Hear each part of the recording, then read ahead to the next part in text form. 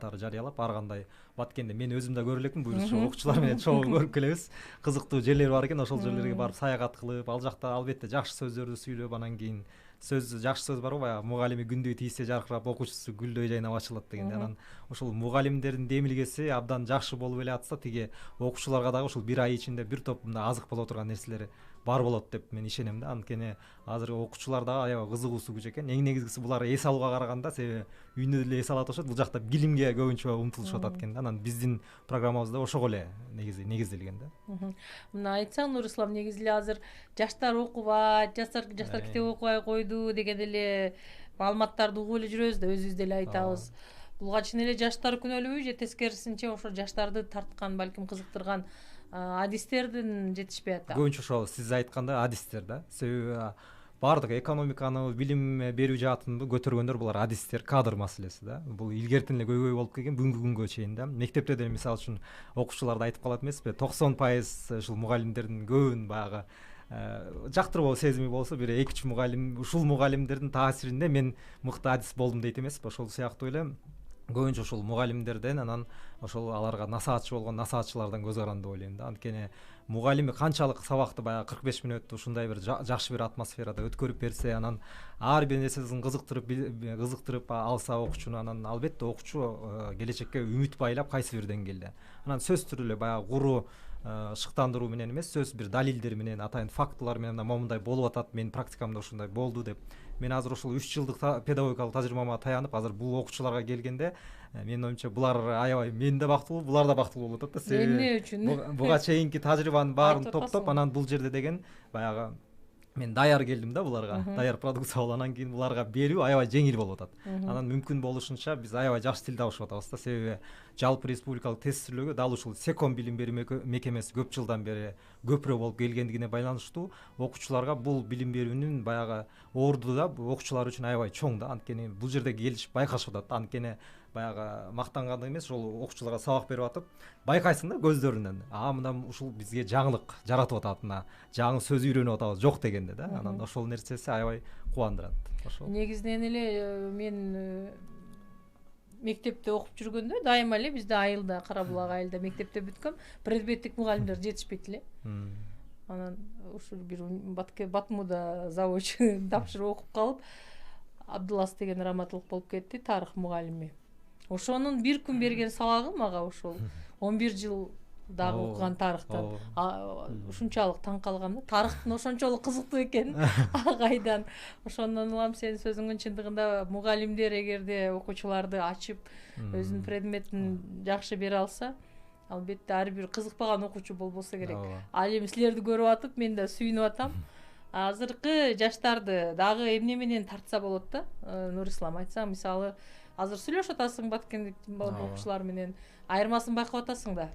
Айырмасын Борбордогу балдардын айырмасы кандай экен, биздин балдар эмнеге кызыгат экен, эмне биздин балдарга мындай керек экен да? Борбордо кадимкидей борбордогу балдар эми баягы көп нерсени көрүп коюшкан дегендей. Анан булар деле көрүшкөн, бирок таң калтырышкан, бирок булар деле кызыгышат экен. Булар эң негизгиси баягы ушундай бир адеби жакта да, бул жактагы балдардын ушундай бир мугалимге болгон сыйы. Анан мисалы үчүн ал жакта мугалимди көрсө дагы ушундай учурашпаганга аракет кылышат да, көбүнчө мындай текеберликке салышабы. Анан бул жерде болсо ушундай бир мугалимге карата ушундай аябай сый мамилеси жакты да. Анан менин оюмча ушул баягы адам башына толгон билим менен эмес, адамгерчилиги менен бааланат да көпчүлүк учурда.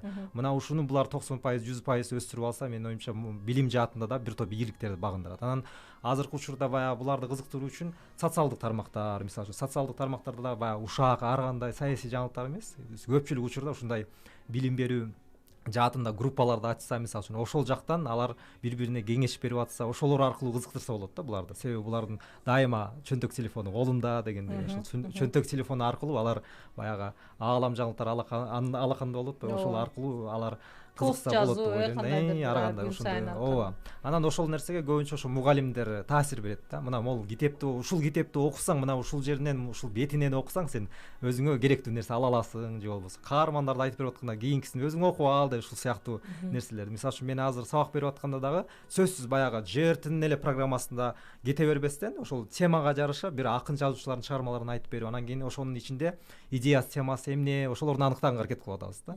Биз азыр бара-бара алгачкы тепкичти баштап атабыз бул окуучулар менен бул жердеги. Анан мүмкүн болушунча жемиши жакшы болот деп ойлойм. Чоң рахмат. Кыргыз тилин окутуу азыр сен кыргыз тилин окутуп турбайсыңбы? Ооба. Кыргыз тилине талап бар бекен? Азыр сен сүйлөгөнүңөн биз Баткенде бүт эле сатираларда дагы Баткен диалектисин тамашалап айтып келишет.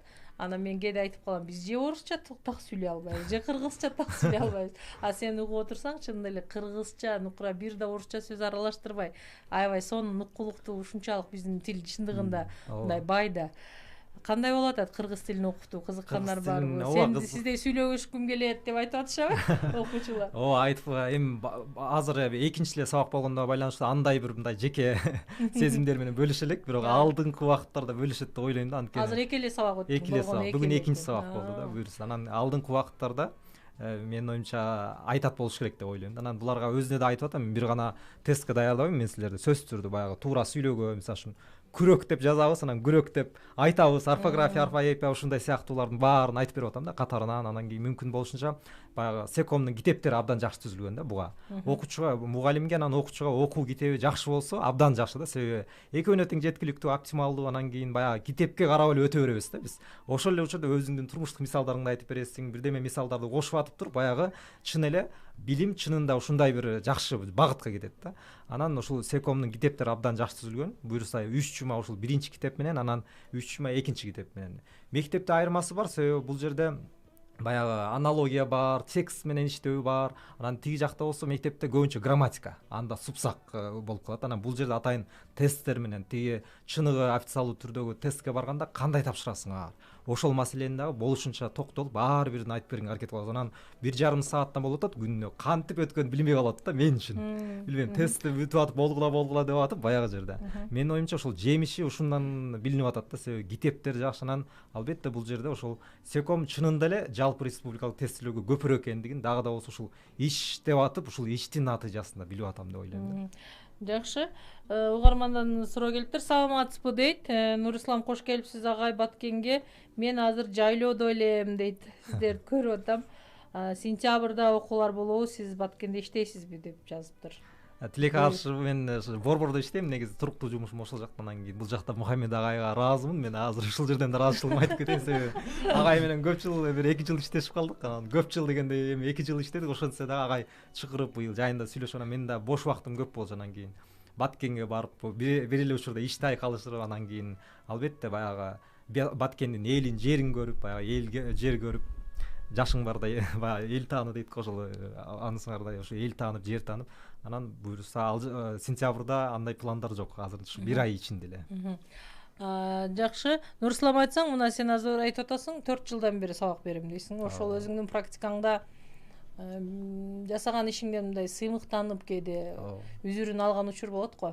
Сенде ошол учур болду беле, айтып берсең, жана кайсыл мезгилде өтө кубандың? Ошо сиз берген суроо боюнча мен өзүм аябай бактылуумун десем болот. Ушу баягы жараткан насибиме, себеби 3 жыл ичинде эле бир мындай 30 жылдан бери иштегендей болом да кээде. Анткени окуучулар мисалы үчүн кээде 4 коюп коесуң, мисалы үчүн мен окуткан жеке менчик мектептерде 5 алганды жакшы көрөт окуучулар. Анан кийин 4 коюп коем, атайын жазасы 4 да. Анан кийин алар таарынышат учурунда, бирок бир канча убакыт өткөндөн кийин баягы чын эле күнөөсүн мойнуна алып, же болбосо кемчилигин өзү сезип калабы, анан кайра чалып баягы телефондон агай ушул жерден чын эле туура эмес кылган экенмин деп ушинтип өздөрү кайра алышканда, мына ошол учурда ошол көз ирмемдерди мен өзүм бактылуу сездим. Аябай ошондо чынын эле жакшы, ошол учурда жакшы эле аны багытка бурган экенмин деп. Анан кийин көбүнчө бизде мисалы үчүн университетте дагы мугалимдер окутуп калчу эле да.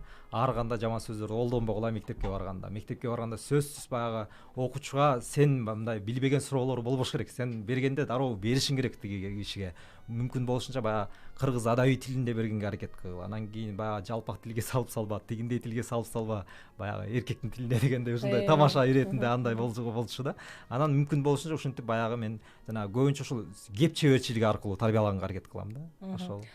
Айтсаң, негизи сен бир класста канча баланы окутса өзүңдү мындай комфортабелдүү сезесиң да? Канча окуучу болсо, азыркы учурда билесиң, мектептерде бир класста 50дөн окуучу, бир мугалим 45 минут да. Ошондо ар бир окуучуга 1 мүнөттөн деле убакыт жетпей атат да.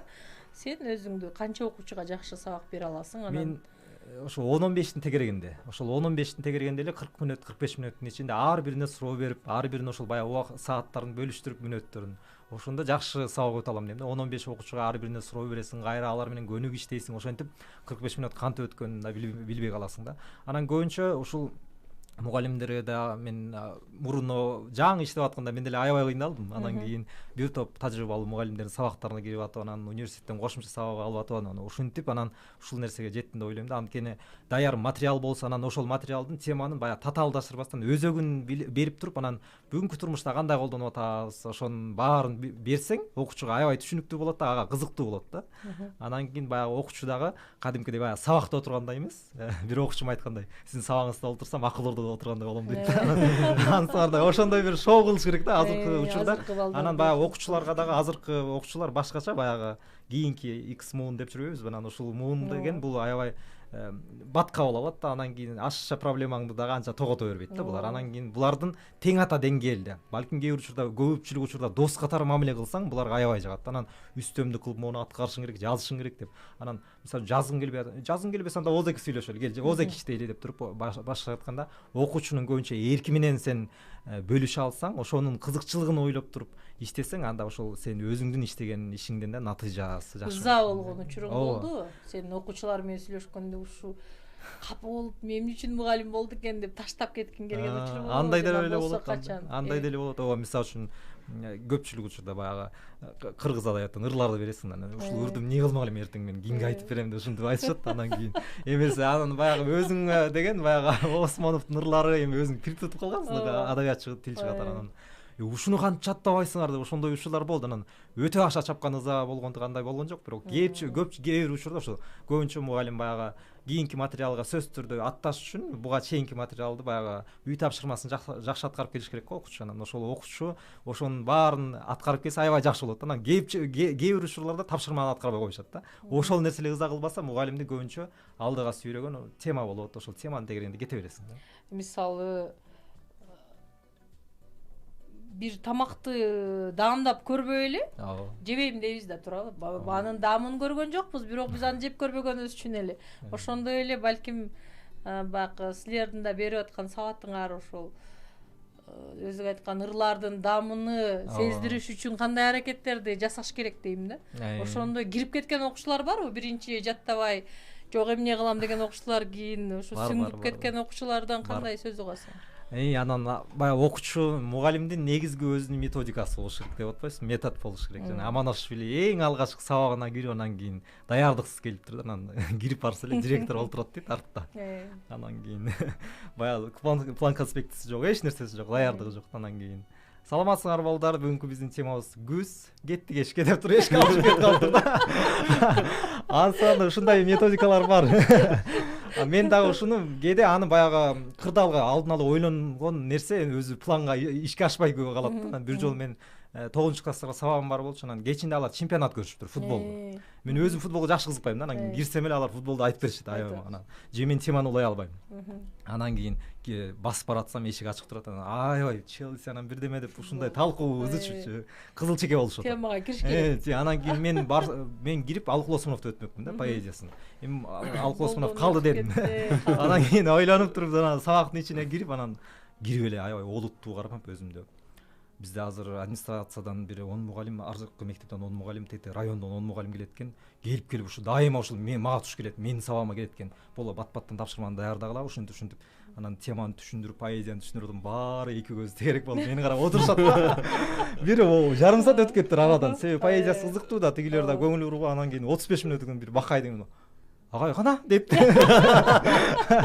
Анан ушундай бир жакшы бир методикаларды колдонсоң, баягы окуучуларга жакшы таасир берет экен. Анан кийин окуучулар дагы айтып калат. Күндө ар бир сабакка киргенде бүгүн кандай метод менен өтөбүз агай? Кандай оюндар менен өтөбүз? Мисалы өздөрү сунуштап калат кээ бир учурда. Анткени ошол нерсени берсең, алар кайра сага эки эсе кылып бергенге аракет кылат экен. Ошентип бир кызыктуу методика. Мисалы үчүн бир акындын чыгармачылыгын өтсөк да, мен мындай өтөм. Баягы кирип келип эле 10 мүнөт окугула деп коем, бир 4 командага бөлүп туруп, анан кийин доскага бир 20 цифраны жазып коем, эле санда да. Анан окуп бүткөндөн кийин китептерди жыйнап алып туруп, эми ойнойбуз дейм, ошол сандарды тандашат, анан сандардын артында суроолор болот. Түгөлбай Сыдыкбековдун бул чыгармасы канчанчы жылы жарыкка келген деген сыяктуу. Анан алар балл жыйнашат. Анан 20нын ичинде бонус балдары бар.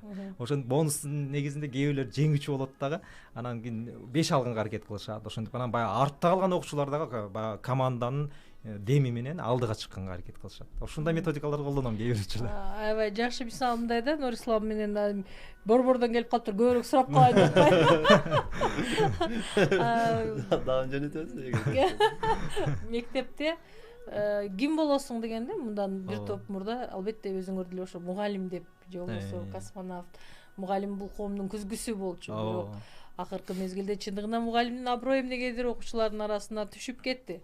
Бул эмнеге байланыштуу деп ойлойсуң? Жана мугалим өзүн кандай кантип кайрадан мурдакы ошол ага, эжеке деген атын жакшы окуучу боло албаган мугалим жакшы мугалим боло албайт дейт да. Негизи ушундай сөз бар. Анан кийин эң негизгиси менин оюмча баягы мугалимдер өзүнүн адамдык жагынан аябай бийик болуш керек да. Эч качан окуучуга катып айтпастан, жаман сөздөр колдонбостон, анан жүрүш турпаты дагы турган турпаты менен өрнөк болуш керек. Аябай баягы сүйлөгөн сөзү менен, алып жүрүүсү менен, сага кылган ар бир мамилеси менен да.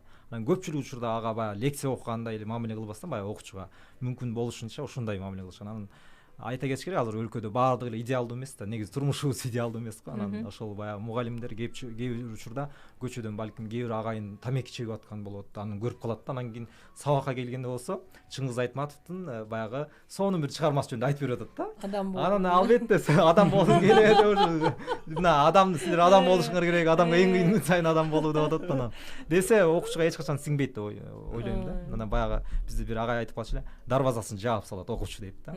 Бүттү, сен ал жака канчалык тиге бульдозер менен кирсең да кире албайсың дейт да. Ошол жагынан мүмкүн болушунча баягы өзү мугалим кандай болсо, кандай өзүн алып жүрсө коомдо